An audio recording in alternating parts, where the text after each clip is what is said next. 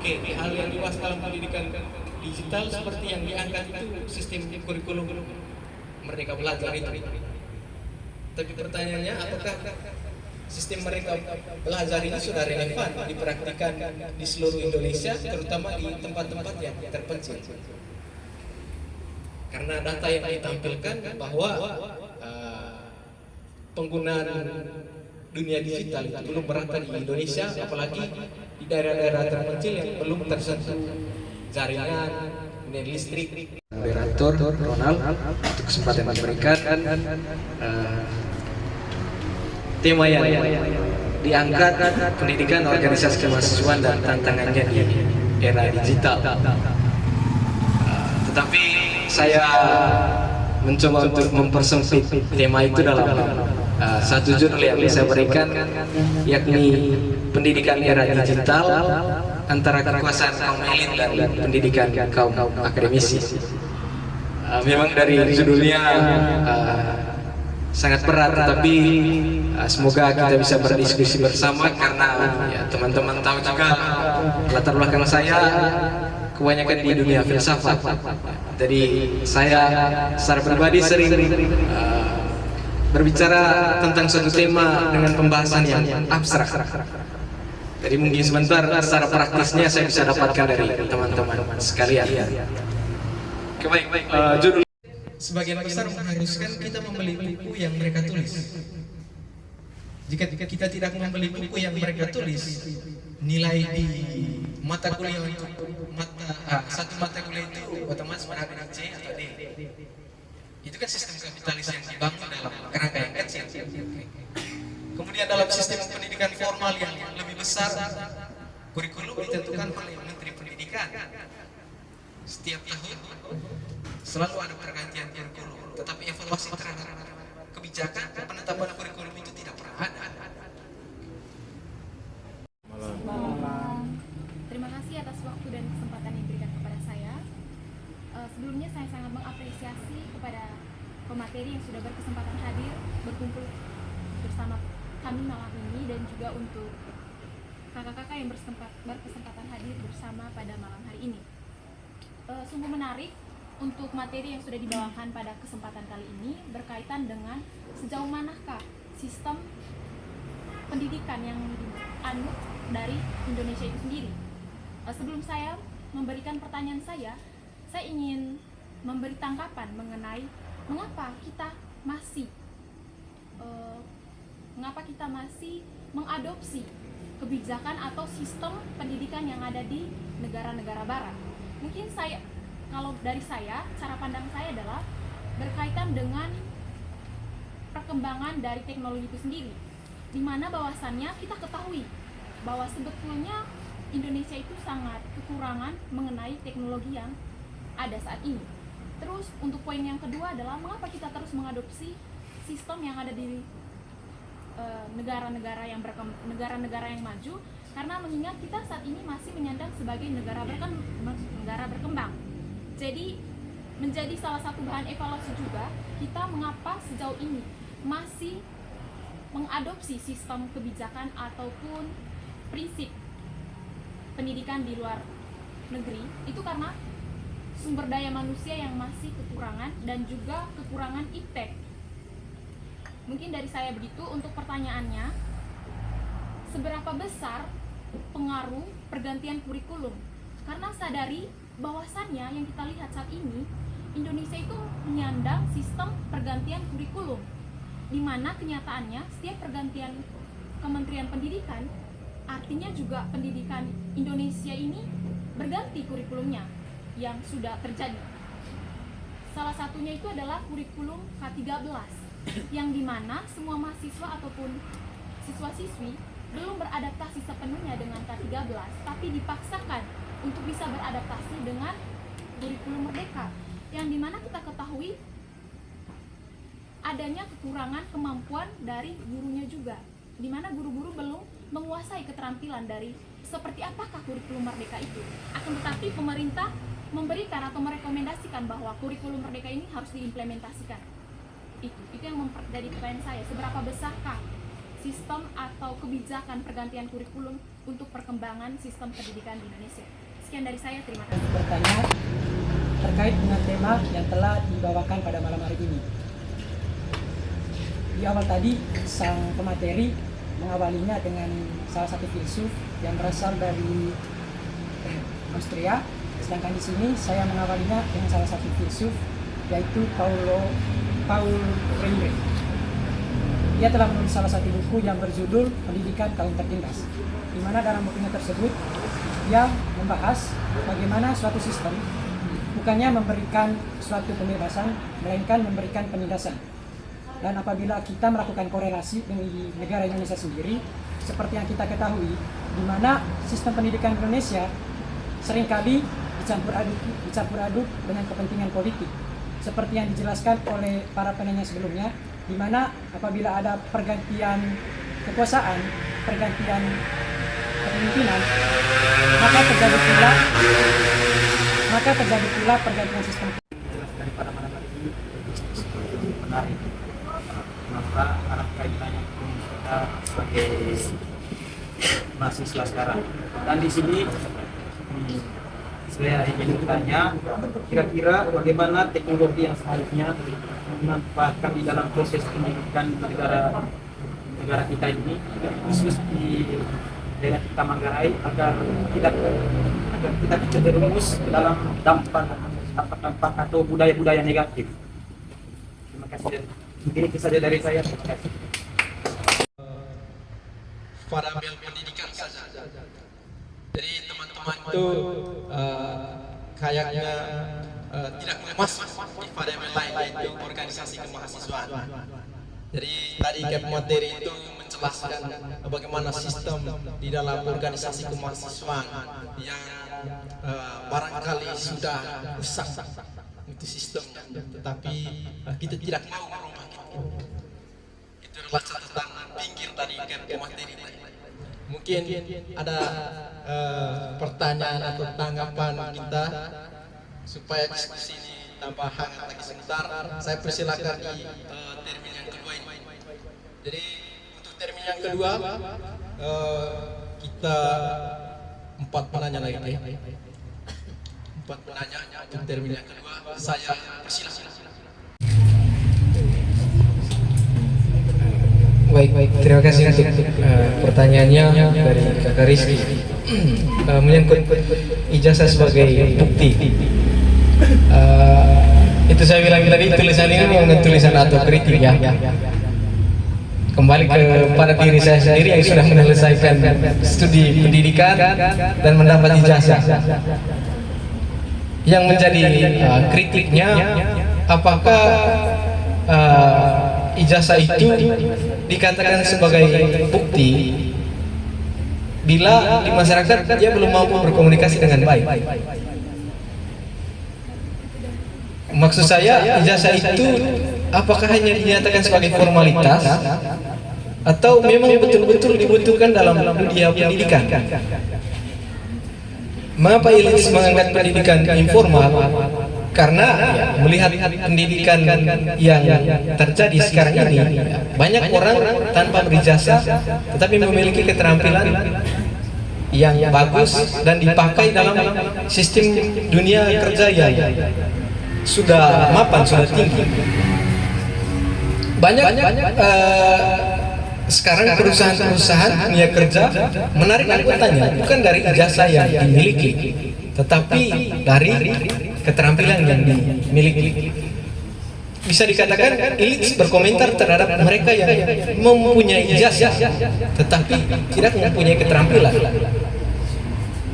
Itu yang saya katakan tadi, ijazah sebagai formalitas.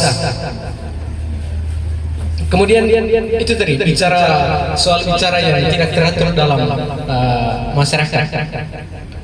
Elit tekankan di sini ditekankan apakah ada bukti yang menunjukkan bahwa ketika seseorang yang mempunyai ijazah dia akan bicara teratur di depan masyarakat? Karena menurut saya banyak prodi atau peminatan dari mahasiswa yang tidak membutuhkan komunikasi, tapi langsung tampil di dunia kerja. semacam yang bisa kita lihat tadi ada teman yang dari jurusan teknik mesin konstruksi. Itu bisa dikatakan komunikasinya minim, tetapi kerjanya akan lebih banyak. Dan itu yang dibutuhkan oleh dunia kerja. Sehingga kalau kita menggunakan ijazah sebagai standar dalam dunia pendidikan, itu mesti diwujudkan secara nyata dalam kehidupan bermasyarakat. Artinya ijazahnya ada nilainya, bukan yang sebagai formalitas. Kemudian tentang praktik kebudayaan, ini juga mengangkat pendidikan yang berbasis kebudayaan, karena dia tidak punya ijazah. Bayangkan orang tua di Manggarai, orang tua yang sudah dikatakan sebagai ahli dalam hal tutur bicara, itu mereka tidak mempunyai ijazah, tapi keahlian mereka kita pakai. Itu yang menjadi kritik untuk kita yang sebenarnya dalam dunia pendidikan yang seharusnya bisa lebih besar dari mereka itu. Yang contohnya itu paling simpel di Langka sekarang. Hanya ada satu tua adat yang bisa ahli dalam tutur adat, dan sekarang usianya sudah sangat tua. Pertanyaannya, bagaimana cara melanjutkan atau mewariskan apa yang dia punya? Tentu dengan belajar dari pengalamannya, tanpa harus dia katakan kau sudah lulus dan kau sudah mempunyai ijazah. Itu yang elit tekankan tadi, pendidikan berbasis kebudayaan. Ya, kita belajar tentang budaya kita, tidak harus dihargai oleh orang lain. Artinya kita tahu pertama ya untuk diri kita sendiri. Kalau kita hanya belajar untuk diakui orang lain, itu sama halnya juga dalam sistem kapitalisme itu. Kita sudah punya modal, kita bisa jual keluar. Itu yang terjadi dalam dunia pendidikan. Seperti dalam organisasi seperti ini kan. Ketika kita mengikuti organisasi, struktur kita bisa ikuti, tetapi tidak ada ijazah dalam. Artinya siapa yang punya kesempatan untuk berbicara, berbahasa, berkomunikasi dengan baik, dia diberikan ruang. Ya, ini yang ditawarkan semacam itu. Artinya ketika di ruang kelas kita hanya dibatasi dengan hanya duduk mendengarkan dosen, ya di luar kita harus menemukan dunia kita sendiri. Pertanyaannya, apakah kita menemukan identitas kita di ruang kelas ketika kita hanya datang, duduk dan mendengarkan? Dalam konteks yang lebih sempit, bahkan teman-teman tempat kita duduk bersama saja tidak tahu apa keahlian kita, karena kita sama-sama datang ke ruang kelas, duduk dan mendengarkan. Dibandingkan ketika kita datang di tempat ini, beragam perspektif yang muncul dan tidak pernah dibatasi ruang, apalagi tentang kebudayaan itu sendiri. Mungkin itu saja.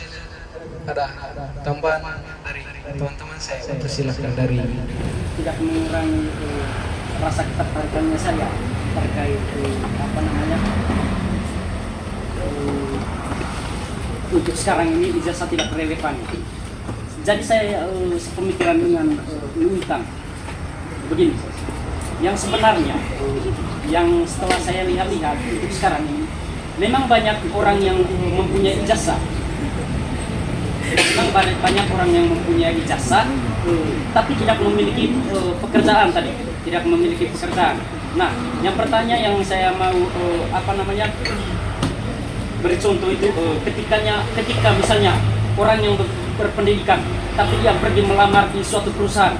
Nah, ketika pembawaan dirinya dia itu tidak sesuai dengan dia punya ijazah. Misalnya dalam ijazahnya dia itu memiliki IPK 4,0, tetapi ternyata pembawaan dirinya dia atau etikanya dia itu dalam pergi melamar di sebuah perusahaan itu tidak sesuai dengan IPK-nya dia, karena menurut saya di perusahaan itu tidak melihat seberapa kau punya IPK, tapi seberapa kau punya tingkah laku atau kau punya aptitude untuk melamar di sebuah pekerjaan tersebut. Itu. Yang kedua, saya ambil sedikit apa yang disampaikan Intan tadi. Bahwasanya bisa saja saya tidak menyelesaikan kuliah saya, atau saya dioleh sendiri dari kampus. Artinya begini, ketika saya bisa menciptakan pekerjaannya saya sendiri, untuk apa saya kuliah, untuk apa saya selesai wisuda, untuk apa saya mendapatkan ijazah? Karena yang sebenarnya pendidikan itu bukan mencari ijazahnya, bukan mencari ijazahnya atau mencari IPK-nya.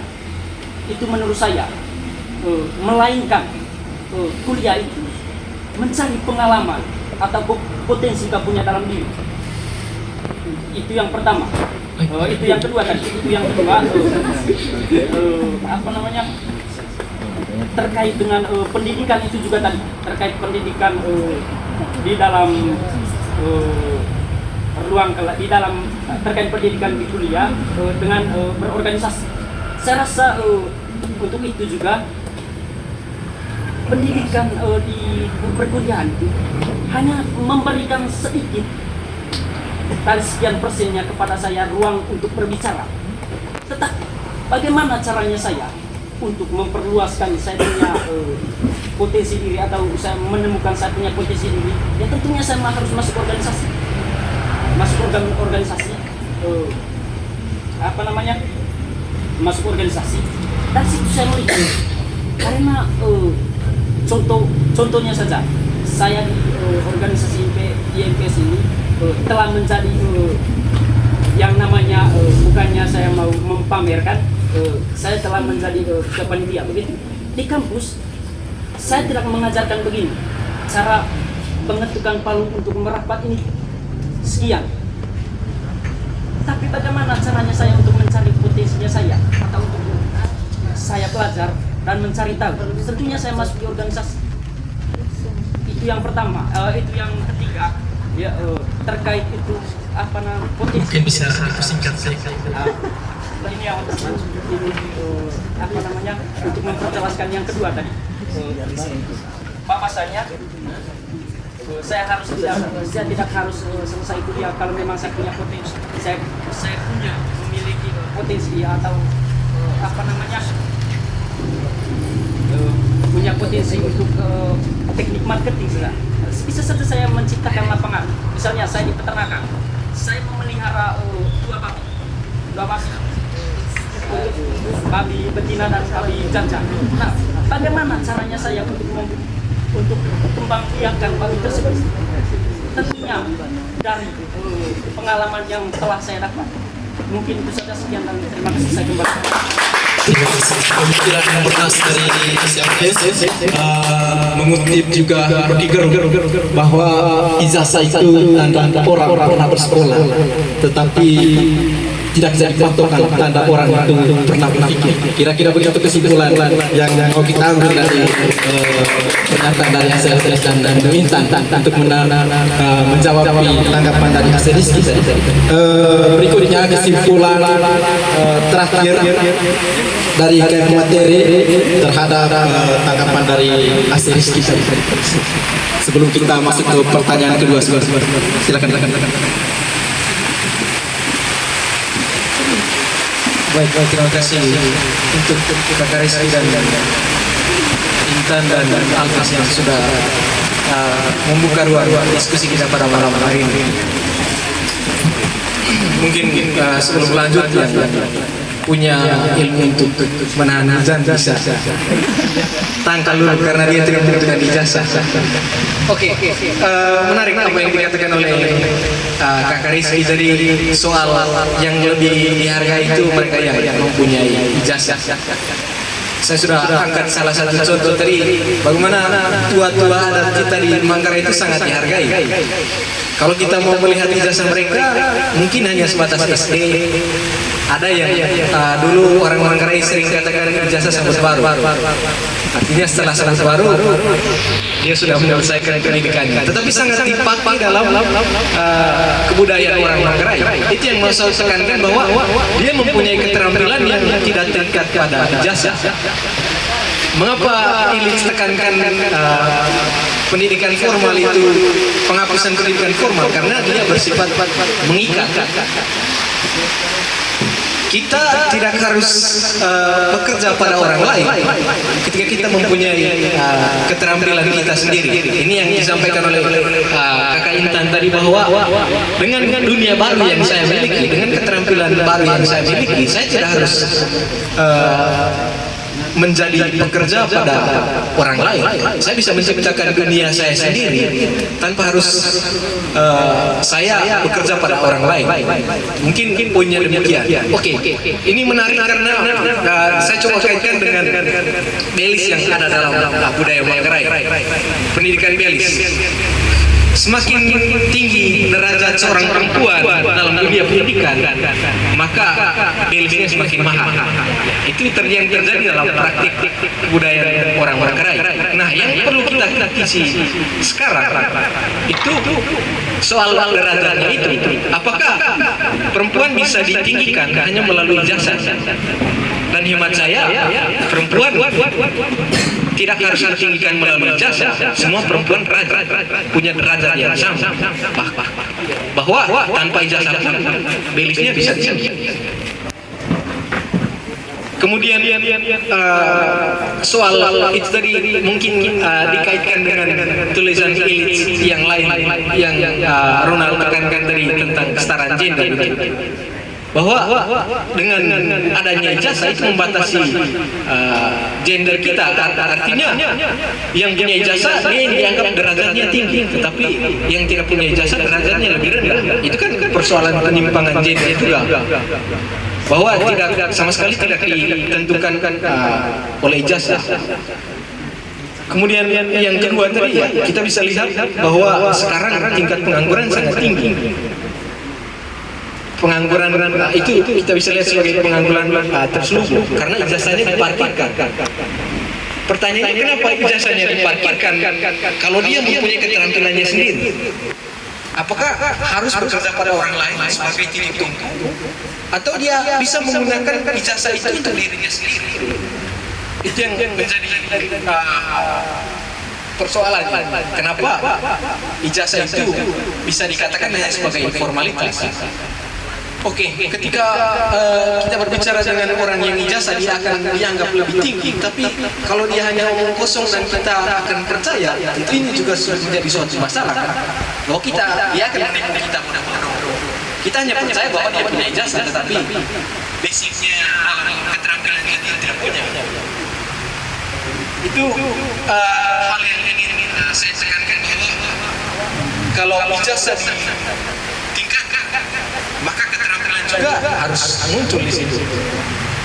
Kemudian dari Kakak Almes tadi menarik, pendidikan yang berbasis dunia etis. Memang itu penting sekali. Ya, seperti yang dikatakan oleh orang Gengger, pikiran yang disongkong-songkongkan itu menafikan. Karena ketika kita bekerja dalam suatu perusahaan yang instansi, pikiran kita itu tidak bisa terbuka, tidak bisa diberikan ruang yang bebas. Karena di dalamnya ada sistem, dan kita bekerja pada sistem itu.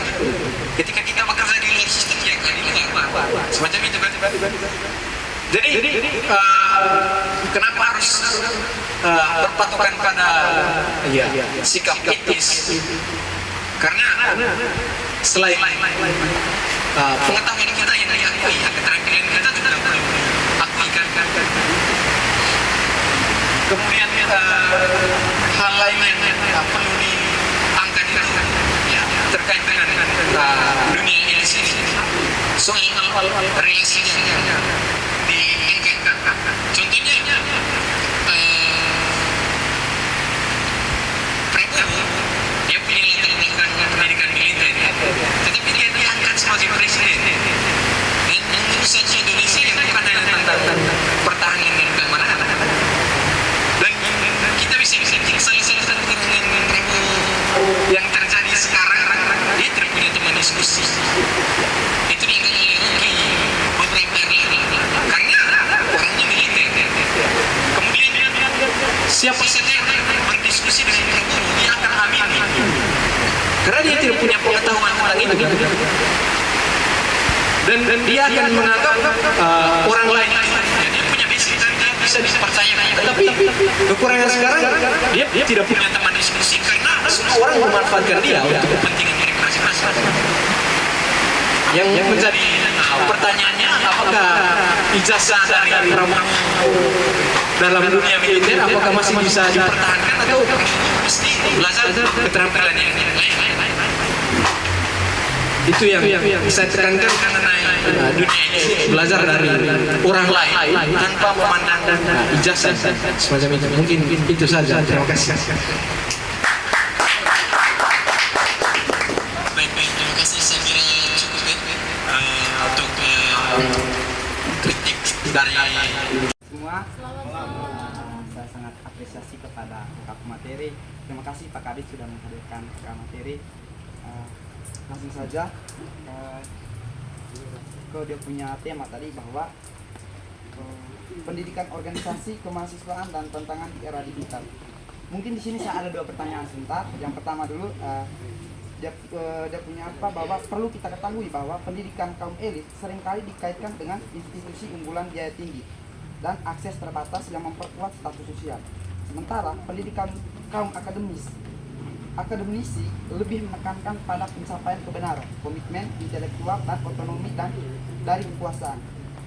Jadi pertanyaan saya berkaitan dengan tadi pemateri mengatakan bahwa pendidikan kaum elit dan pendidikan kaum akademisi. Di sini saya lebih menekankan ke akademisi, yaitu pertanyaannya, apakah pendidikan akademisi mampu menciptakan manusia yang kritis, kreatif, atau justru terjebak dalam formalitas gelar dan kurikulum yang kaku? Itu yang pertanyaan pertama. Yang berkaitan dengan pertanyaan kedua, masih berkaitan dengan tema, yaitu pendidikan organisasi. Saya ambil saja di sini, yaitu kemahasiswaan. Kebetulan di sini organisasi, dengan saya ambil di era digital.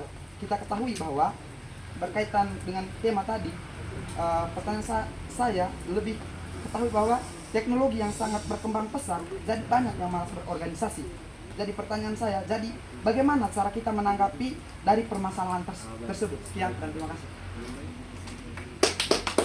Pertanyaan ini kita ke forum sebelum nanti ke Atro yang memberikan kesimpulan.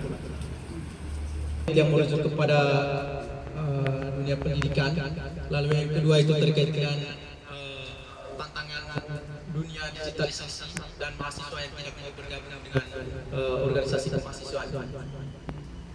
Silakan kepada teman-teman yang lain. Baik, terima kasih.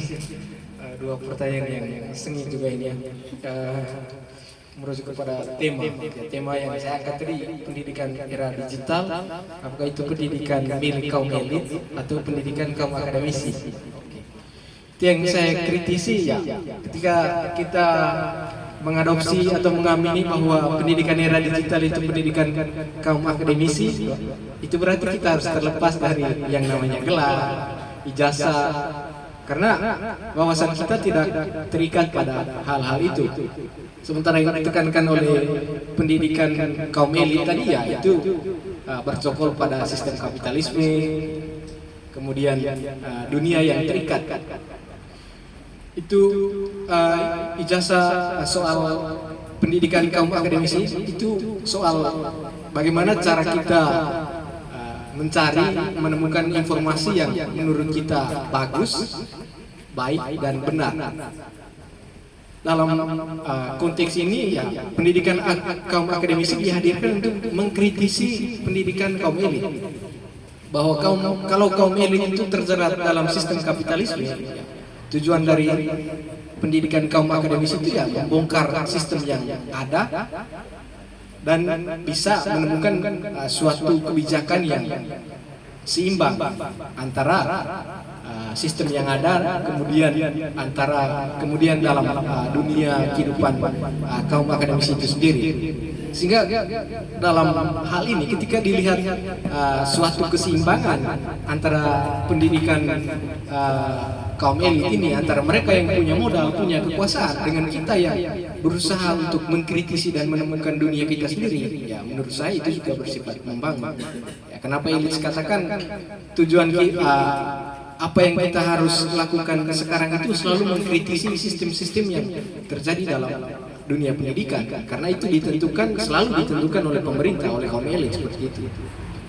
Jika dibiarkan, maka kita bisa dikatakan secara radikal kita akan terus menjadi budak dan mereka akan menjadi kaum birokrat yang mengatur kita sekalian.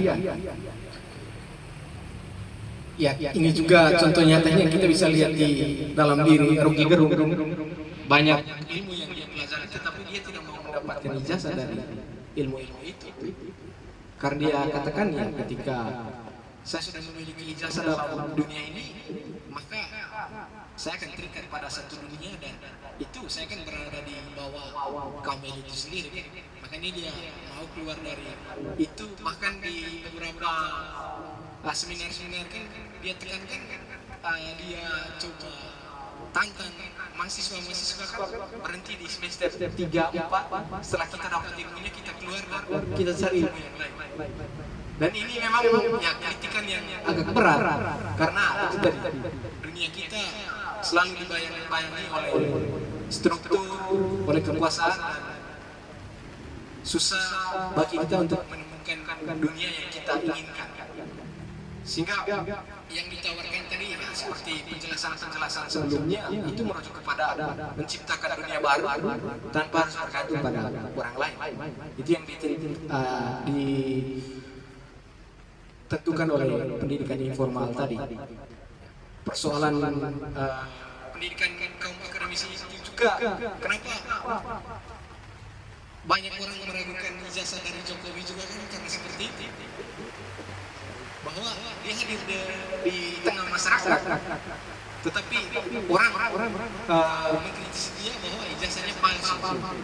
Mungkin memang benar ya ijazahnya palsu, tetapi yang dibutuhkan di dunianya kan ya keterampilan yang dia bawa dalam dunia, tentang manajemen yang dia bisa berikan kepada dunia. Dan ya menurut saya sebagian besar masyarakat Manggarai itu pecinta-pecinta Jokowi, karena menerima bantuan tanpa mengkritik bahwa bantuan-bantuan itu didapatkan juga dari kita kan, dari pajak, kemudian dari biaya-biaya yang diberikan untuk negara,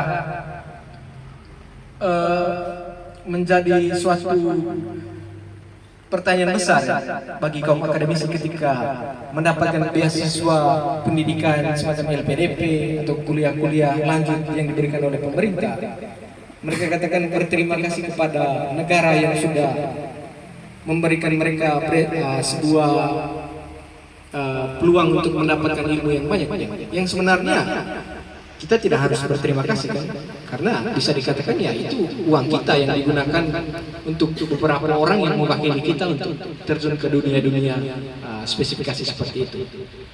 Kemudian yang kedua tadi menarik soal mahasiswa yang enggan mau hadir dalam dunia organisasi. Tadi saya coba ini pancing, kira-kira bagaimana tanggapan dari teman-teman ketika saya katakan cara memberi pelatihan kepemimpinan yang ada sekarang itu yang sudah mentradisi dari dulu itu dihapuskan dan kita cari pelatihan kepemimpinan yang lain yang berbasis pada dunia digital. Kenapa saya buka seperti itu? Karena ya singkat saja, ketika mahasiswa yang hidup di era digital, yang setiap hari selalu dengan handphonenya, gadgetnya, ketika diminta untuk tiara, guling-guling, di lumpur, mereka katakan apa untungnya? Ya secara etis, mungkin itu sebagai suatu pendidikan moral kan, bahwa pendidikan itu dirangkai dari bawah, tidak bisa standar tengah. Tetapi dunianya berubah. Yang sekarang mahasiswa setiap hari bahkan 24 jam berada di depan HP, depan gadget. Bagaimana kita menarik mereka, bisa dikatakan menarik keluar dari kamar kan? Karena yang terjadi sekarang kan orang bekerja di dalam kamar 24 jam dan uang mereka berlimpah-limpah. Dibandingkan mereka dengan keluar kamar, tetapi mereka tidak mendapatkan apa-apa. Ya, dunia kerjanya, dunia digital kan seperti itu. Sehingga Ya, yang saya tawarkan tadi cara untuk menarik mahasiswanya itu yang perlu mungkin dievaluasi kembali dengan dunia digital yang berkembang sekarang. Contohnya kan kita bisa bentuk satu website kah, satu semacam blog atau apa yang di dalamnya berisi dunia-dunia orang muda. Contohnya di situ kita buat game-game yang menarik, itu semuanya dalam dunia digital. Contohnya saya yang punya keahlian dalam dunia mesin, contohnya ya dalam suatu aplikasi yang kita rancang sendiri, kita bisa upload atau kembangkan media yang berkaitan dengan dunianya sendiri. Kemudian yang punya hobi dalam dunia menulis, ya kita sediakan blog supaya dia menulis dan dia bisa mengkritisi apapun di situ tanpa dibatasi oleh apapun. Kemudian dalam dunia-dunia lain atau sekarang kan dunia game, contohnya game online menggantikan dunia-dunia game yang secara fisik nyata. Kita bisa buat penarikan anggota melalui pertandingan game online. Yang menang nanti akan masuk organisasi. Kan dengan sendirinya orang akan tertarik. Oh ini. Itu yang saya maksudkan dengan tantangan-tantangan. Mungkin teman-teman tahu lebih banyak ya tantangan-tantangan yang ada. Kalau kami di Ledlero tantangan sama juga seperti ini kan. Diajak untuk berdiskusi, yang hadir di ruang diskusi hanya 4-5 orang. Menurut saya secara pribadi fair-fair saja. Karena semakin sedikit orang maka diskusinya semakin jernih. Tetapi bagi mereka yang enggan untuk mau berdiskusi, kita bisa katakan bahwa kita sudah lebih dulu satu langkah dari mereka semacam itu. Sehingga hal-hal yang menyangkut suatu hal yang bisa diangkat itu ya, dibuat ulang secara terus-menerus. Seperti kakak Rizky tadi berani tampil berbicara, kalau dilakukan terus-menerus bisa menghasilkan suatu ide yang menarik dan mungkin bisa tampilkan contohnya menanggapi tulisan saya ini. Kakak Rizky buat satu tulisan baru yang menekankan kembali pendidikan formal dengan ijazah dengan argumentasi. Maka terjadilah kita akan berdebat secara online begitu tanpa hadir di sini. Mungkin seperti itu. Terima kasih.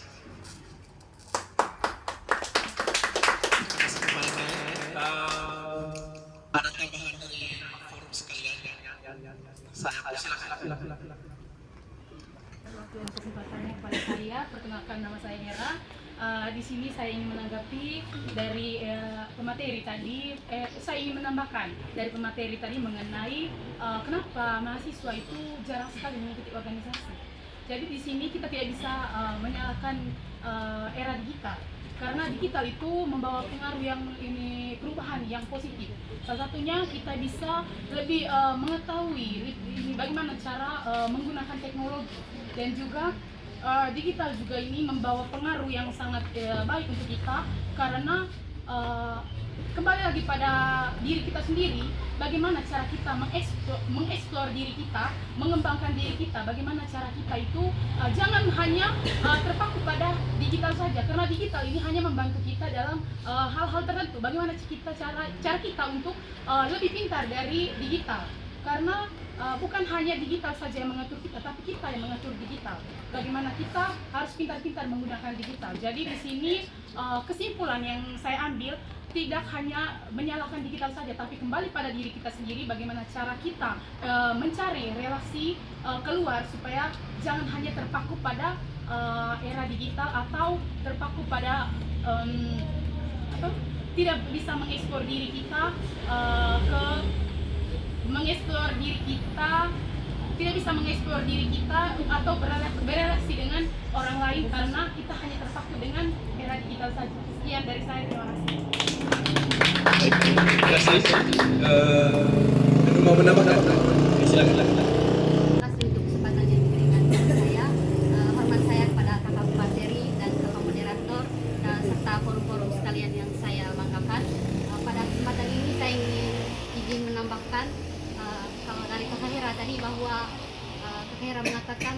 teknologi itu seperti handphone sekarang itu bisa sangat memberikan dampak positif. Kita tidak bisa menyalahkan teknologi-teknologi yang ada, bahwa dalam tantangan kita sebagai mahasiswa dalam masuk organisasi itu kita tidak bisa menyalahkan teknologi yang ada sekarang. Kalau sedikit pengalaman dari saya untuk membantu menjawab pertanyaan dari Kakak Roy tadi, karena pertanyaan dari Kakak Roy ini tadi sama persis dengan pertanyaan yang ingin saya ajukan pada kakak pemateri. Dan setelah kakak pemateri menjawab tadi, dan saya ingin menyimpulkan di sini bahwa sebelum masuk organisasi juga ada beberapa tantangan-tantangan yang kita alami. Contohnya saya sebelum masuk organisasi ini, bahwa organisasi yang saya ikuti juga ini secara sadar memang nyatanya organisasi lokal. Pertamanya juga bukan organisasi termiset, dari organisasi Sundoso juga, organisasi lokal. Dan sebelum saya memasuki kedua organisasi ini, saya sempat berpikir bahwa untuk apa masuk organisasi kalau saya bisa menggunakan teknologi yang ada seperti handphone sekarang. Kalau saya bisa mencari materi-materi di luar perkuliahan, saya bisa cari di handphone sekarang. Tapi setelah ada teman yang ajak saya untuk masuk di organisasi seperti organisasi yang saya ikuti pertama itu, saya sudah sadar bahwa masuk organisasi itu ada beberapa tantangan-tantangan seperti yang sudah saya jelaskan tadi, bahwa sebelumnya itu saya berpikir bahwa jika saya menggunakan handphone dengan baik itu seperti membaca-baca artikel-artikel yang ada saja, saya bisa tidak masuk di organisasi. Saya bisa cari-cari materi saja di handphone. Tapi saya sangat sadar setelah saya masuk organisasi itu bahwa masuk organisasi itu sangat bermanfaat dan penting. Salah satunya saya sangat bisa memanajemen waktu, bahwa di setiap kegiatan-kegiatan atau yang diselenggarakan oleh organisasi yang saya ikuti, saya selalu secara sadar saya katakan di sini, saya selalu hadir. Itu merupakan contoh nyata saya bisa manajemen waktu, dan contoh nyata juga manfaat dari organisasi yang saya ikuti. Dan yang kedua tadi, untuk kenyataan yang atau pemikiran dari bisa saya bilang di sini pemikiran dari mahasiswa yang mengatakan bahwa masuk organisasi itu hanya sia-sia saja, membuang-buang waktu. Kita bisa gunakan handphone yang ada. Itu saya sangat salah, karena bersosialisasi itu sangat penting di perkuliahan karena menambah pengalaman dan menambah relasi juga. Mungkin sekian dari saya. Terima kasih. Jadi luar biasa sekali tambahan dari kedua putri IPS tadi. Mungkin ada tanggapan terakhir dari penanya. Ada. Karena di sini tadi ada beberapa tambahan, jadi mungkin dari kakak materi mungkin bisa simpulkan gitu. Terima kasih. Kita kesimpulan dari penanya.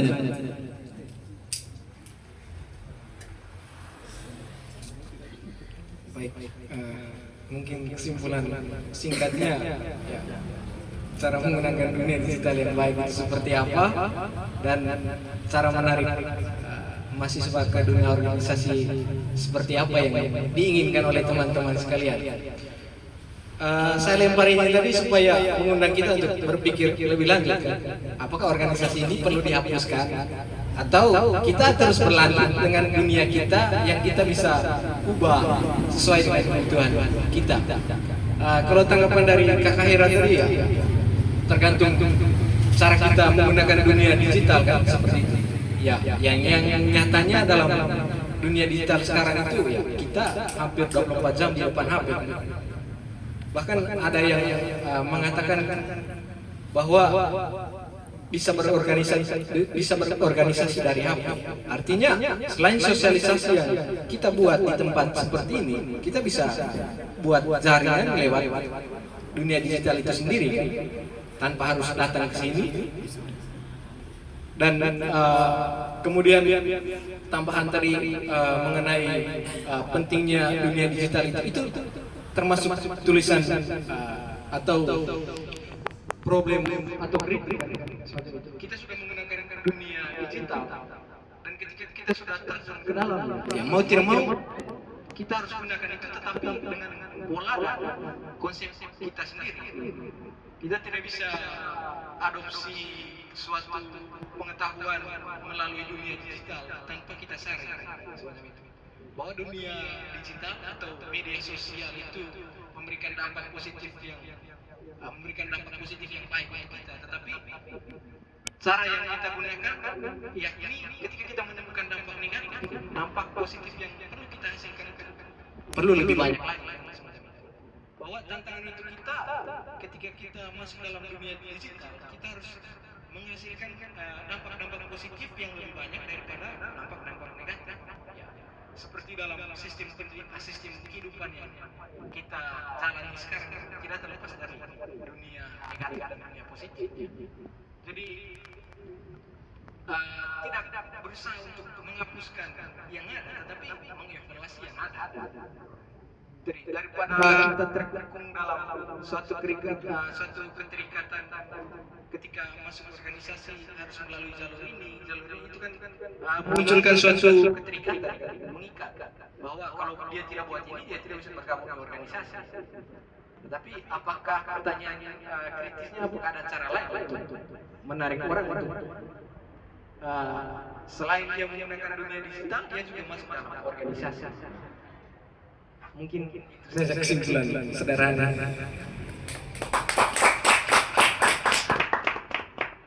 Baik, menarik sekali dari kesimpulan dari KF Materi. Bahwa KF Materi tadi ingin memantik kita untuk diskusi lebih lanjut terkait dengan hal tersebut. Nah, kita selalu memakai istilah proses di dalam ketika masuk ke organisasi melalui berbagai jalan tantangan yang kita hadapi. Tetapi proses itu seringkali jauh dari kata evaluasi. Tetapi kita beranjak ke pertanyaan ketiga, pertanyaan terakhir mengingat waktu juga. Saya persilakan kepada teman-teman sekalian untuk bertanya. Terima kasih untuk kesempatan kepada saya. Terlebih dahulu perkenalkan, nama saya Mirna. Terima kasih juga kepada kakak pemateri yang telah membawakan materi yang sangat begitu menarik dan luar biasa pada malam hari ini. Di sini saya ingin bertanya terkait dengan pendidikan dan juga organisasi kemahasiswaan. Masih sama seperti jawaban pertanyaan dan juga tanggapan dari teman-teman sebelumnya. Nah, di perkuliahan itu biasanya kami itu cerita tentang bagaimana pengalamannya kami di organisasi kepada teman-teman. Lalu biasanya teman-teman bertanya, buat apa sih masuk organisasi? Padahal biasa sudah begitu. Nah, lalu biasanya kami jawab, masuk organisasi itu enak begitu. Maksudnya selain menambah menambah relasi, bisa juga meningkatkan kemampuan berbicara kita, seperti manfaatnya juga seperti yang pemateri bilang pada saat memaparkan materi tadi, bahwa apa yang tidak kita diskusikan di ruang kelas ya bisa dapat di forum-forum diskusi seperti ini, di kelompok-kelompok seperti ini gitu. Kembali ke topik di kemampuan berbicara, misalnya kan ada beberapa tipe ya, misalnya sekalipun dia tidak masuk organisasi, tetapi di kelas kemampuan berbicaranya sangat-sangat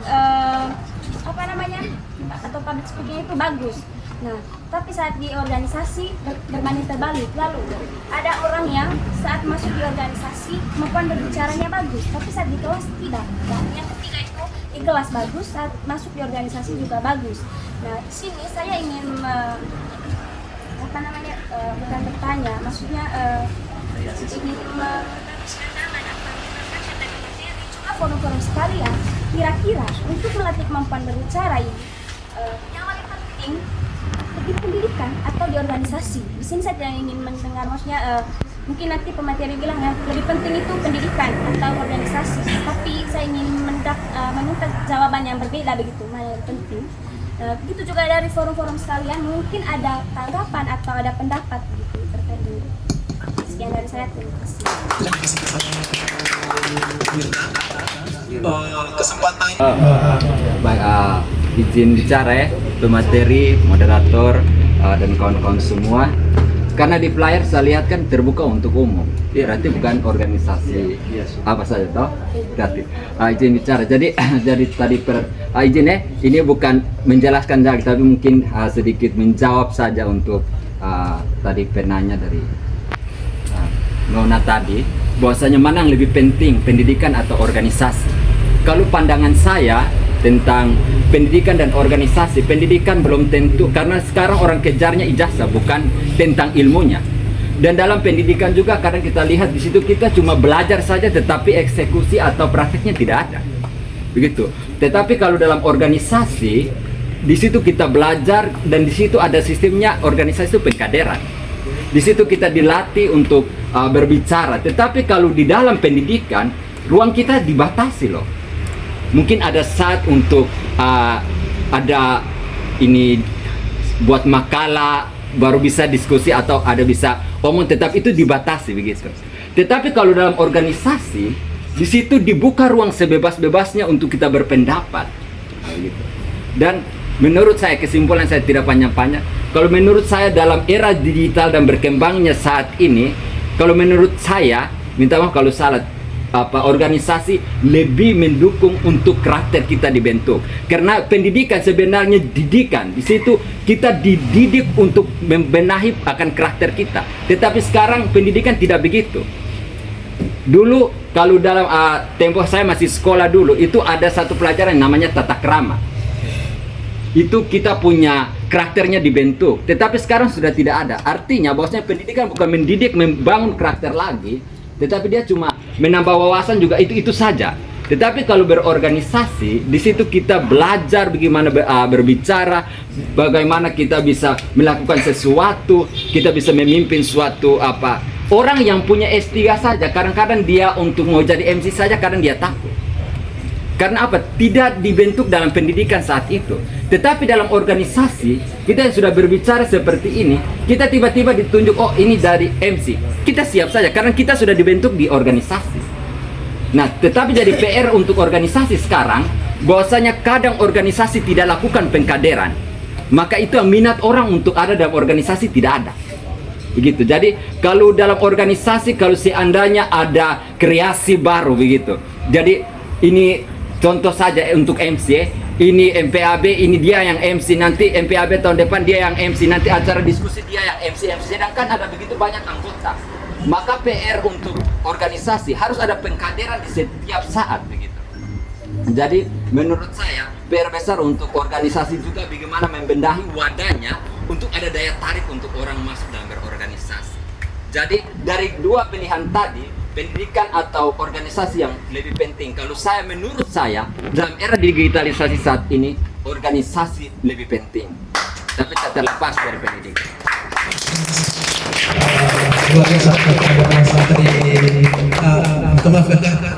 Oh iya, bisa maaf, nama Alex, lulusan SD saja.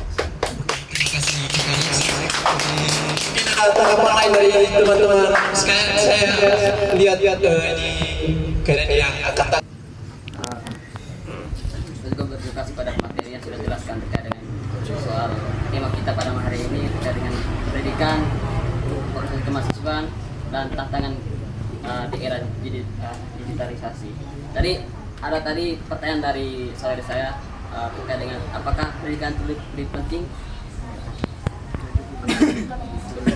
organisasi ya. Kalau menurut saya itu tidak penting semua, kedua-duanya. Betul, tidak penting semua. Kenapa? Di era sekarang tuh pendidikan tuh kita lebih ke era neoliberalisme. Ya, di mana dicantumkan dalam itu kita sudah tentukan komersialisasi, privatisasi, dan industrialisasi. Nah di situ ketika kita dalam satu pendidikan itu kita hanya berfokus untuk berkuliah atau bersekolah, tapi di dalam sistem lembaga kampus dia mengeluarkan suatu kebijakan yang tidak berpihak pada mahasiswa itu sendiri. Contohnya kenaikan UKT, contoh sendiri.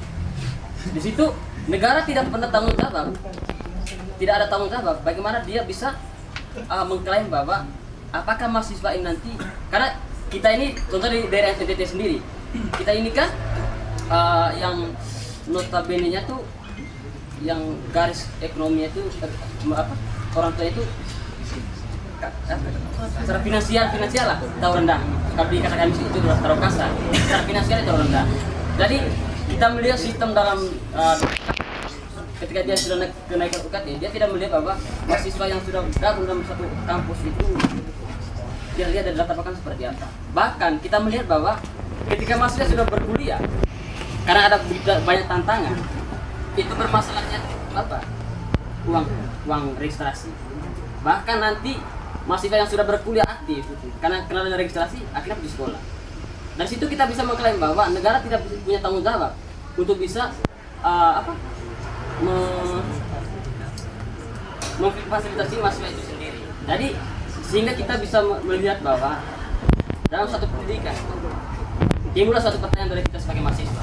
Apakah kita hari ini pendidikan kita hari itu masih sebagai alat pembebasan atau sebagai alat reproduksi? Tapi kita bisa melihat bahwa di dalam sekolah atau di kampus itu terlalu banyak pungli di situ. Apalagi di kenaikan UKT itu. Apakah itu kenaikan UKT? Contoh UKT itu. Apakah itu kepentingan mahasiswa atau keuntungan korporasi? Karena di situ saya bisa menilai bahwa dunia pendidikan hari ini tidak untuk memberikan ruang kita sebagai masyarakat untuk berpikir secara nalar kritis, tapi untuk kepentingan korporasi itu sendiri untuk mencari keuntungan. Lalu peran kita sebagai mahasiswa itu apa? Organisasi mahasiswa itu seperti apa? Peran kita sebagai organisasi mahasiswa hari ini, saya rasa kita melihat bahwa apakah kita sebagai agen perubahan di era ini? Karena kita sering disebut sebagai agen perubahan dan agen of control. Nah, timbullah refleksi kita sebagai pemuda mahasiswa bahwa apakah kita sebagai bagian dari perubahan itu sendiri, ataukah kita sebagai penonton perubahan? Karena kebanyakan persoalan hari ini, persoalan terkait dengan ketimpangan sosial, atau ada begitu banyak terkait persoalan yang begitu banyak yang tidak berpihak pada rakyat itu sendiri, kita sebagai mahasiswa itu hanya diam, terlalu apatis, hanya diam, tidak pernah bersuara. Makanya saya katakan tadi, organisasi itu tidak penting, pendidikan tidak penting. Karena pendidikan itu hanya untuk mencari keuntungan. Tidak bisa memberikan ruang kita sebagai mahasiswa atau rakyat Indonesia itu bisa berpikir secara kritis. Karena tidak ada ruang kebebasan, ada membatasi di situ. Sehingga saya rasa tadi terkait dengan organisasi, peran organisasi itu organisasi mahasiswa, saya rasa itu tidak penting sekali. Karena kita melihat tidak ada kontribusi kita sebagai muda mahasiswa di situ. Tidak sama sekali. Boleh kita menggaungkan kita punya sampaikan ke soal tidak berlanjut tidak dengan persoalan itu, tapi itu hanya untuk mencari popularitas. Tidak ada untuk kepentingan rakyat sendiri. Itu peran organisasi mahasiswa. Kita bisa melihat bahwa ini kan ruang bebas. Sebenarnya kalau kita bisa membatasi, ya ini kan ruang diskusi. Kalau kita bisa membatasi, kita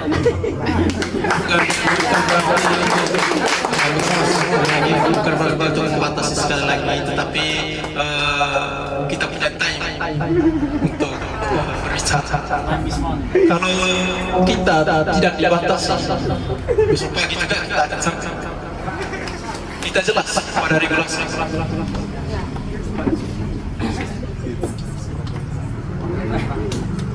Oke, baik, terima kasih. Sekedar informasi. Baik, terima kasih. Jadi saya lanjut bahwa sehingga kalau kita benar-benar butuhkan itu organisasi mahasiswa atau organisasi, bagaimana kontribusi kita sebagai pemuda mahasiswa hari ini? Itu kita tunjukkan kita punya kontribusi seperti apa. Kalau kita hanya berbicara soal organisasi itu pentingnya seperti apa? Kalau kita berbicara soal pembinaan karakter itu seperti apa? Yang kita butuhkan hari ini apa? Peran kita sebagai mahasiswa, pemuda mahasiswa hari ini apa? Bagaimana kita punya kontribusi kepada negara? Bagaimana kita punya kontribusi kepada rakyat? Begitu. Kalau kita hanya bermodal perubahan karakter, itu nihil, Pak. Itu nihil, omong kosong. Saya katakan mahasiswa ini terlalu apatis. Mungkin itu saya kembalikan. Terima kasih. Yang jelas dari Kerenlekung, Ketua BEM Politeknik. Jadi ada dua tesis yang diajukan di sini. Yang pertama itu dari Kak Alex tadi, bahwa yang lebih dipentingkan sekarang ini adalah organisasi. Tetapi menurut karena tadi kedua-duanya itu tidak penting sama sekali. Mengingat kontribusi pendidikan dan juga organisasi kemahasiswaan untuk negara dan juga untuk rakyat itu tidak ada. Kira-kira dua narasi besar yang penting organisasi atau pendidikan, kita memiliki persepsi masing-masing terkait dengan pertanyaan ini. Seperti dari Pak Ketua BM Politani tadi, dia mengatakan bahwa keduanya itu tidak penting. Tapi kalau dari saya, kalau Pak Ketua tadi menyampaikan bahwa keduanya tidak penting, kalau dari saya itu kedua-duanya penting sekali. Karena kalau dianalogikan, organisasi dan pendidikan itu seperti kaki kiri dan kaki kanan. Semua paham ya analogi seperti itu. Kalau kaki kiri jalan, berarti kaki kanan juga jalan. Kalau salah satunya tidak jalan, berarti pincanglah dia. Begitu juga kita punya cara berpikir jadinya. Itu makanya kebanyakan mahasiswa sekarang seperti yang disampaikan oleh Pak Ketua tadi apatis, karena itu tadi dia hanya mementingkan pendidikan tetapi tidak berpikir untuk ikut organisasi. Jadinya cara berpikirnya pincang. Jadi kalau dari saya terkait dengan pertanyaan apakah organisasi dan pendidikan itu mana yang lebih penting, kedua-duanya penting sekali. Terima kasih. Terima kasih kepada Ujang Uki. Berikutnya untuk merangkum semua pernyataan atau narasi dari ketiga penanggap kita, saya berikan kesempatan kepada Kai pemateri. Menarik yang diangkat oleh teman-teman tadi antara pendidikan dan organisasi. Saya mau katakan pendidikan paling dasar yang kita terima adalah pendidikan dalam keluarga. Jadi dengan sendirinya pendidikan itu sudah dibentuk mungkin sejak dalam kandungan. Bahwa ya pendidikan yang diterima pertama adalah pendidikan informal yang berasal dari keluarga dan mungkin kita bawa sampai sekarang ini. Terkait dengan pertanyaan pendidikan atau organisasi yang diutamakan, ya saya mengangkat hal ini tadi. Ya kembali lagi, ini catatan autokritik untuk kita. Kalau kita menghapus pendidikan atau menghapus organisasi atau menghapus keduanya, mungkin kita tidak bisa hadir di tempat ini sekarang ini kan. Karena kita hadir di sini juga sebagai organisasi lahir dari pendidikan kita yang sudah kita bangun sejak dini hingga sekarang. Kemudian menyangkut organisasi, yaitu tadi sudah saya jelaskan semuanya bahwa tantangan-tantangan yang dihadapi itu semacam itu. Ketika kita fokus pada organisasi, sama halnya dengan fokus pada pendidikan. Yang dipertanyakan itu bukan seberapa penting pendidikan atau organisasi, tetapi fokus yang dibangun ke depannya seperti apa. Artinya kita mengikuti dunia pendidikan dengan suatu pertanyaan, kira-kira pendidikan yang akan saya tawarkan kepada dunia di luar itu pendidikan yang seperti apa. Kemudian organisasi yang saya angkat ini, apakah terus membawa ideologinya atau suatu saat terjerumus dalam suatu kepentingan yang bisa dikatakan kembali ke kepentingan pribadi-pribadi dari para pemimpin atau oligark elit. Sehingga tanpa pendidikan itu juga susah, tanpa organisasi juga susah. Ini sekedar berbagi pengalaman dari saya di Ladalero, mahasiswa filsafat. Kebanyakan di ruang kelas apa yang kami buat itu tidur. Mendengar penjelasan dosen yang bertele-tele tentang dunia filsafat, apalagi tentang dunia yang abstrak. Itu semua mahasiswa rata-rata tidur. Tetapi ketika keluar, apa yang ditampilkan di organisasi atau dalam pertemuan itu sangat berkualitas. Jadi apa yang saya mau katakan di sini bahwa keduanya ini tidak terlepas dari kepentingan pribadi dari teman-teman. Bahwa belajar tentang ilmu di kampus, di sekolah itu penting, organisasi itu juga penting. Semua punya kelebihan dan kekurangan. Semacam di dalam dunia pendidikan, sistem pendidikan di dalam kampus tadi, kelebihannya ya kita menambah wawasan, tetapi kekurangannya kita terikat pada sistem yang diatur. Bahwa ilmu-ilmunya semua terbatas dan terpaku pada dosen yang mengajar atau guru yang mengajar. Ilmu di luar itu kita tidak dapat. Tetapi kelebihannya bahwa pendidikan itu memberikan, tentu juga memberikan suatu sumbangsi yang meskipun sedikit tetapi terasa dalam kehidupan kita. Kemudian dalam dunia organisasi, kelebihannya ya apa yang kita paham secara pribadi itu bisa dituangkan dalam organisasi. Kemudian kita bisa berpikir ke arah ke depan tanpa terikat oleh orang lain. Artinya organisasinya berjalan sendiri, otonominya berjalan sesuai kehendak pribadi dan tidak dipengaruhi oleh kepentingan orang lain. Tetapi kekurangannya yakni ketika organisasi dimonopoli oleh kepentingan-kepentingan tertentu atau organisasi yang digarisbawahi oleh kaum elit itu sendiri juga, itu menjadi tantangan dari kita yang berada dalam organisasi. Semacam contoh juga, ketika saya bergabung atau berdiskusi dengan teman-teman GM ini di rutin, apa yang kami bahas di dalam itu semuanya berangkat dari kampus. Tetapi yang terjadi di lapangan, kami turut dijebak dalam sistem yang dibangun oleh elit. Karena minta maaf, yang terjadi dipengaruhi oleh senior-senior yang sudah bergabung dalam birokrat, dan itu kan dipengaruhi kepentingannya.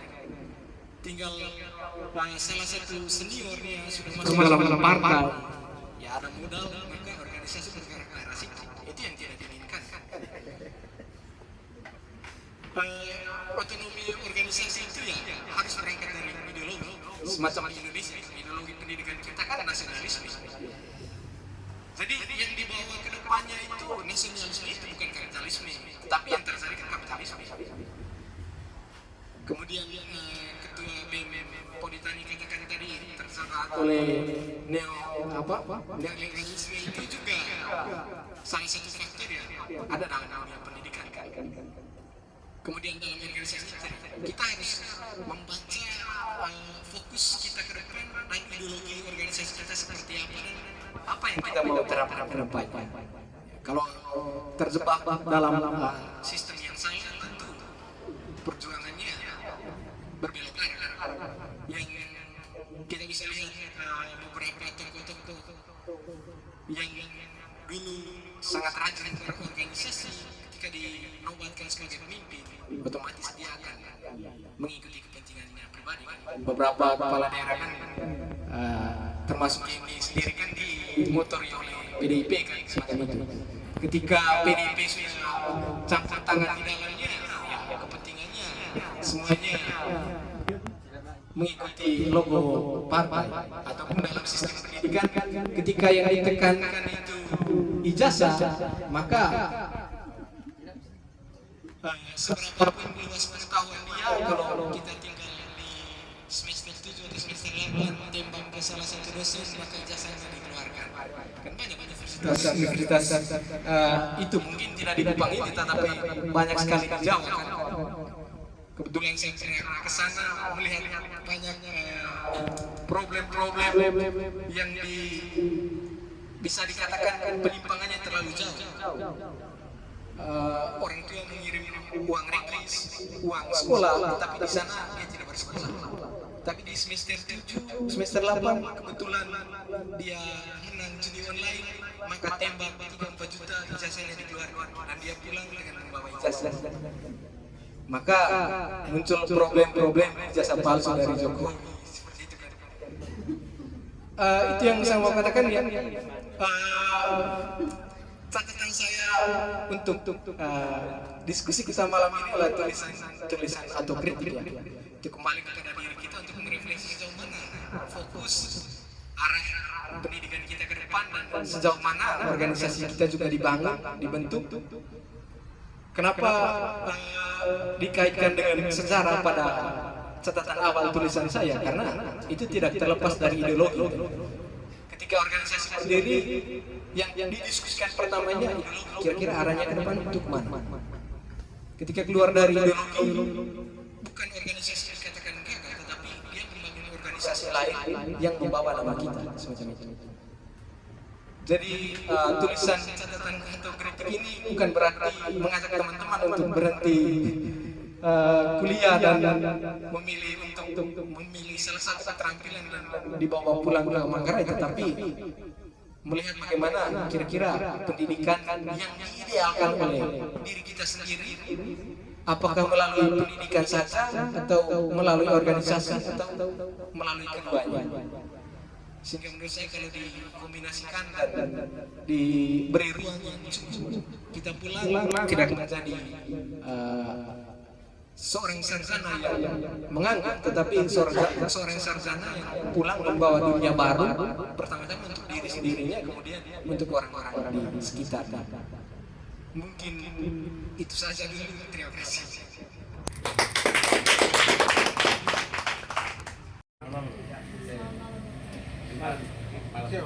Perkenalkan, saya Frans Tio, usia baru 54 tahun. Pendidikan double degree di University of Diponegoro dan di Paris 8 di Prancis. Beberapa catatan saya terkait ini menarik sekali, Asetro, ini materi bagus sekali, teman-teman luar biasa ini. Dari sisi filantropis, teman-teman sekarang rata-rata Gen Z ya, generasi Z ya. Sekarang 2025, 26 generasi baru beta ya. Sebelum Anda, sebelum itu atau di atas Anda atau lebih muda Anda apa ya? Diperkirakan 2039 ke sana kita akan masuki suatu era baru yang namanya decoupling, terlepas. Akan muncul banyak hal baru yang mungkin belum pernah ada sebelumnya. Nah, ini tantangan untuk kita. Bagaimana melihat dari sisi pendidikan, kemudian organisasi, dan tantangan di era digital ya. Nah, para filantropis memperkirakan dan hasil studinya, Mas Yatro, ada 5 hal yang dibutuhkan untuk kita semua, termasuk kami yang saya Gen X. Ada 5 hal yang dibutuhkan untuk memasuki peradaban baru. Pertama adalah kemampuan leadership. Kedua, kemampuan bahasa asing minimal 3 Anda harus punya. Yang ketiga, Anda harus menguasai digital ya, itu salah satu yang digital. Kemudian public speaking, dan satu lagi sorry saya lupa ya. Sorry, nanti bisa dilihat juga. Ada 5 hal itu. Nah, menurut saya, yang kelima tuh spesialis. Kita harus punya spesialis. Bruno. Kita harus punya spesialis, apapun bidangnya, spesialis. Entah yang mungkin sesuai dengan latar belakang pendidikan atau hobi atau minat yang saat ini, silakan. Makin spesialis makin bagus. Nah, menurut saya untuk spesialis itu bisa didapatkan dari pendidikan atau kemampuan bahasa, itu bisa dapat pendidikan. Tapi leadership dan kemampuan lain menurut saya itu dari organisasi. Sehingga ditambah lagi dengan digital memang sudah eranya sekarang. Jadi itu silakan dipikirkan. Ini menjadi ruang diskusi yang terbuka. Baik, terima kasih. Terima kasih kepada Bapak. Berikutnya saya berikan kesempatan kepada senior LPS Kupang untuk memberikan statement.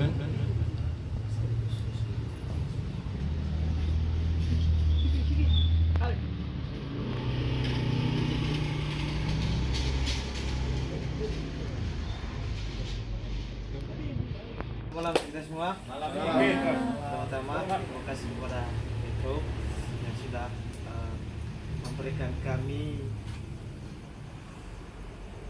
satu tema yang sangat menarik pada malam hari ini, yaitu bicara soal bagaimana pengaruh kapitalisme terhadap dunia pendidikan, lalu kemudian bagaimana pengaruh dari perkembangan zaman terkhusus digitalisasi terhadap kedua hal itu, antara pendidikan dan juga kapitalisme. Jadi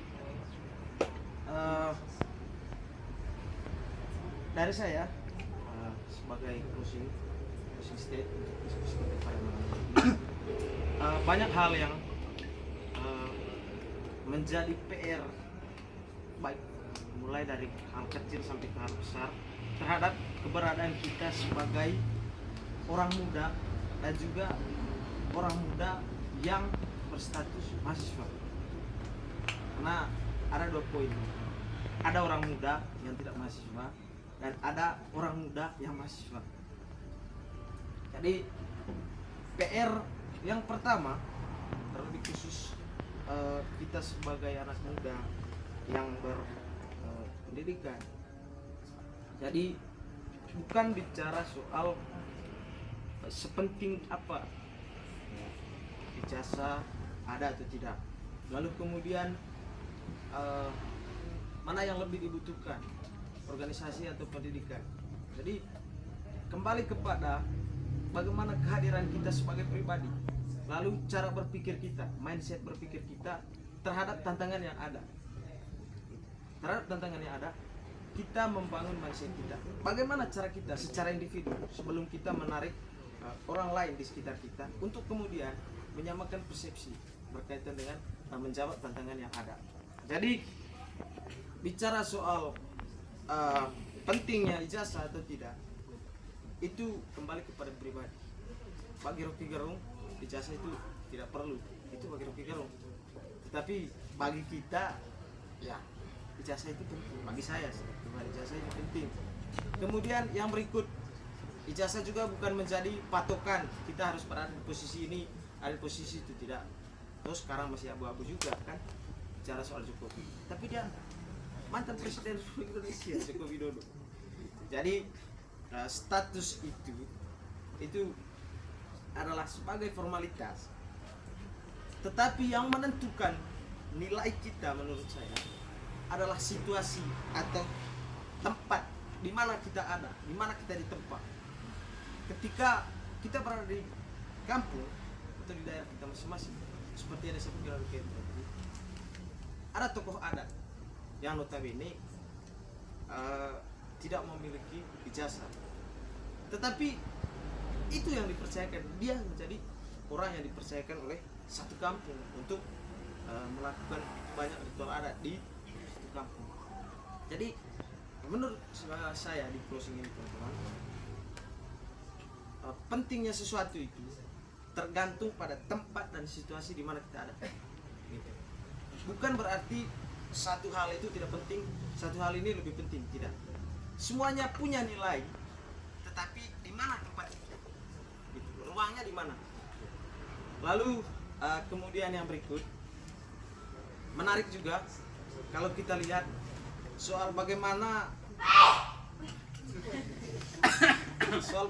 tugas kita. Ini merupakan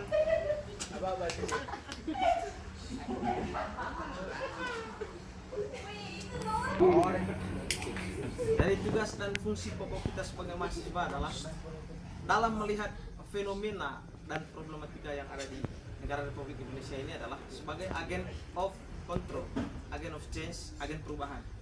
Jadi ketiga hal ini yang mestinya terikat di dalam diri kita. Kenapa demikian? Karena itu didasarkan pada kesadaran kita secara moral dan empati kita terhadap masyarakat. Jadi kehadiran kita di sini adalah bentuk refleksi dari bagaimana kecemasan orang tua kita atau bagaimana kerugian orang tua kita atas dasar kebijakan atau keputusan dari pemerintah yang merugikan masyarakat itu sendiri. Oleh karena itu, kehadiran kita di sini melalui organisasi, karena ketika kita hadir secara individu, potensi atau ruangnya itu sangat kecil, outnya itu sangat kecil untuk didengarkan. Tetapi ketika kita hadir di salah satu tempat atau wadah melalui organisasi baik intrakampus ataupun ekstra kampus, itu setidak-tidaknya atau sekurang-kurangnya mendukung apa yang menjadi hal yang ingin kita tuntut atau hal yang ingin kita kritik terhadap pemerintah. Lalu terlepas daripada itu juga, tantangan kita pada hari ini adalah soal bagaimana kehadiran teknologi. Jadi perkembangan zaman kita itu sangat cepat. Jadi tantangan kita adalah bagaimana kita menanggapi atau melihat kehadiran perkembangan zaman itu. Ada beberapa teman-teman tadi menyampaikan bahwa itu kembali kepada bagaimana kita melakukan melakukan satu hal, atau katakanlah hal apa yang kita butuhkan dari kehadiran teknologi.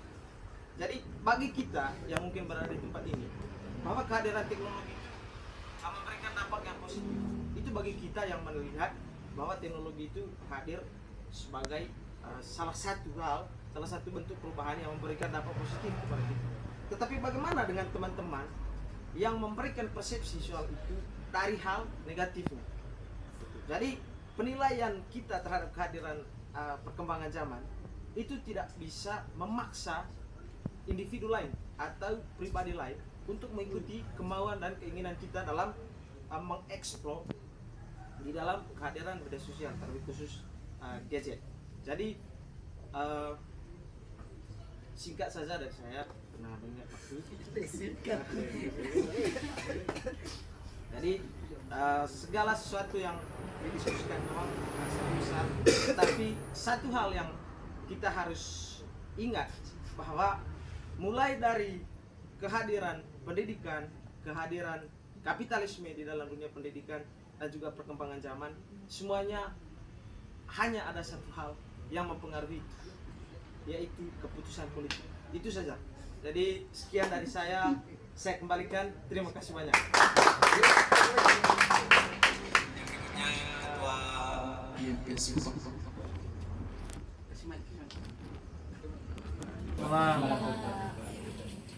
Yang pertama, saya mengucapkan kepada Atro yang sudah memberikan materi yang begitu luar biasa untuk teman-teman yang di Sekupang.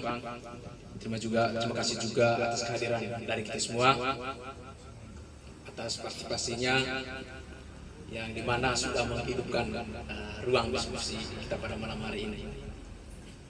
Terima kasih juga kepada karyawan Kaf Moja yang sudah begitu antusias untuk membantu kami. Lalu yang saya langsung ke hasil diskusi pada kita malam hari ini, saya tidak menarik kesimpulan, tapi seperti yang dikatakan dari KI tadi, KI materi, KI senior, sudah itu dari teman-teman sekalian yang sudah memberikan begitu banyak sanggahan, sudah itu pertanyaan. Seperti yang dia ketahui bersama bahwa pendidikan, tantangan pendidikan sekarang itu banyak. Mulai dari bagaimana pendidikan itu dikapitalisasi, bagaimana pendidikan itu dipolitisasi, banyak. Sudah itu lalu kemudian soal organisasinya, bagaimana itu organisasi itu vakum, sudah itu yang kemudian karena tidak ada kaderisasi, tapi teman-teman seperti banyak perdebatan soal ijazah palsu dan teman-teman tadi bahwa seperti yang dari kayak Atro soal Jokowi, kayak Dedi soal pentingnya pendidikan dan organisasi mana yang lebih penting. Saya mau mendaraskan bahwa pendidikan itu seperti yang dikatakan, pendidikan dan organisasi itu seperti yang dikatakan Vicky tadi, bahwa itu dianalogikan tidak dihentikan karena di dalam organisasi itu punya pendidikannya juga. Seperti gini cara kita berdiskusi malam ini, inilah bentuk dari sebuah kehadiran juga. Lalu yang kemudian dari banyaknya pertanyaan dan sanggahan itu tadi, seperti yang dikatakan kayak Dedi, itu tantangan di era digitalisasi itu soal pendidikan itu tergantung teman bagaimana cara menggunakan teknologi yang sekarang. Tapi perlu diketahui bersama, kita sebagai mahasiswa bukan hanya seperti yang dikatakan kayak Atro tadi, bukan hanya kita sebagai mahasiswa itu bersifat positif soal apa yang kita dapat dari IAI. Tapi teman-teman juga harus menalar itu supaya bisa produktif. Itu soal bagian dari diskusi pada malam hari ini. Saya mengucapkan terima kasih atas kehadiran kita semua. Seperti yang dikatakan Kak Ronald, berdiskusi kita bukan berakhir, tapi kita karena dibatasi waktu untuk malam ini kita akhiri saja. Besok nanti ada diskusi lain. Saya mohon untuk teman-teman punya antusias yang besar lagi untuk berpartisipasi supaya teman-teman itu bisa melatih seperti pada malam hari ini, melatih cara menghargai argumen orang lain, cara menyampaikan argumen. Ini adalah bagian dari pendidikan organisasi kita. Mungkin tidak banyak yang saya sampaikan pada malam hari ini karena melihat waktu kita. Saya mengucapkan terima kasih dari itu kita semua. Selamat malam. Terima salam dari MPS Kupang. Ucapkan mereka bercurug. Terima kasih.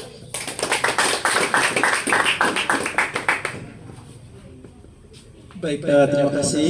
Berikutnya sepatah kata dari Kak.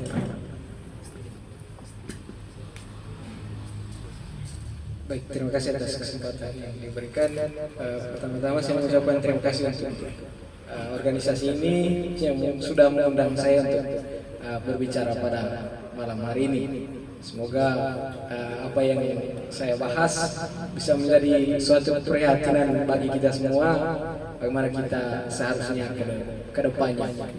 Yang kedua mungkin ucapan minta maaf mungkin dalam materi yang saya bawakan pada malam ini terlalu banyak kekurangan, saya mohon dimaafkan. Dan yang ketiga mungkin dalam diskusi lain bisa juga mengundang kami mungkin menjadi audiens dalam tema-tema yang dibahas. Mungkin kedepannya kemarin memang Ronald sempat usulkan tema yang diangkat itu demokrasi dan teror, itu menyangkut Andri Yunus itu tidak jauh juga dari Jokowi dan Prabowo. Mungkin ya itu saja satu dua hal yang saya sampaikan. Sekali lagi terima kasih banyak.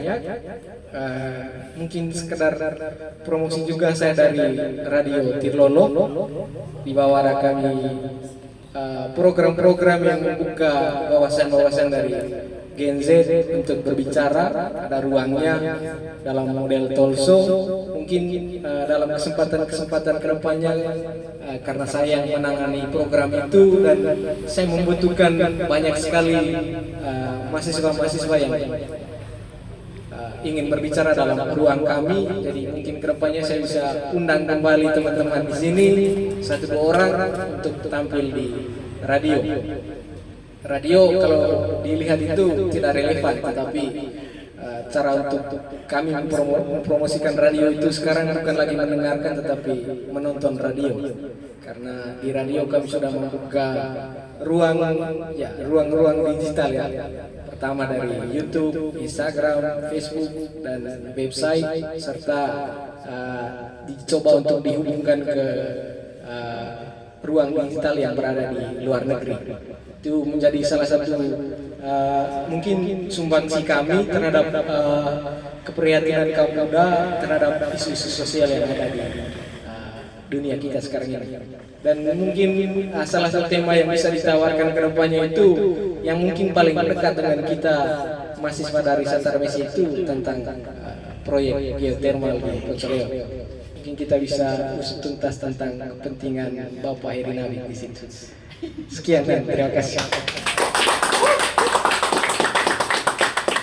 Baik, terima kasih statement dari Bapak Junior Ketua MPS Kupang dan terakhir dari Keantro. Terakhir saya selaku Kabit Kajian Isu Strategi Sosial mengucapkan banyak terima kasih kepada Keantro yang telah meluangkan waktu bisa bersama kami di rumah IMP Sekupang pada malam hari ini. Itu juga dengan terima kasih kepada Bapak owner dari Cafe Moja yang telah berikan kesempatan kami bisa berada di sini pada malam hari ini. Terima kasih juga kepada seluruh anggota IMP Sekupang yang telah berkesempatan hadir pada malam hari ini, meskipun pada malam hari ini adalah malam minggu. Jadi terima kasih dan permintaan maaf juga dari kami, mungkin ada hal-hal yang janggal, entah itu ucapan tindakan kami yang kurang berkenan di hati sama saudara-saudari sekalian. Itu ucapan permohonan maaf sedalam-dalamnya dari kami. Terakhir dari kami, diskusi volume IMP Sekupang yang ketiga akan diadakan di bulan April. Sekedar informasi dari kami. Demikian sebagai kesimpulan dari seluruh diskusi pada malam hari ini, bahwa Immanuel Kant itu pernah mengatakan manusia hanya bisa menjadi manusia itu melalui pendidikan, dan tanpa secara eksplisit kita bisa menafsirkan bahwa menjadi manusia itu bisa melalui pendidikan formal maupun informal. Sekian dan terima kasih. Saya kembalikan kepada Mas Dabar. Malam untuk kita semua. Saya ulangi, selamat malam untuk kita semua. Baik, terima kasih kepada Kakak Altro yang sudah menyampaikan materinya dengan baik, dan kepada teman-teman yang sudah berpartisipasi aktif. Baik, selanjutnya untuk menutup kegiatan kita pada malam hari ini, saya persilakan kepada Yutri membawa kita dalam doa.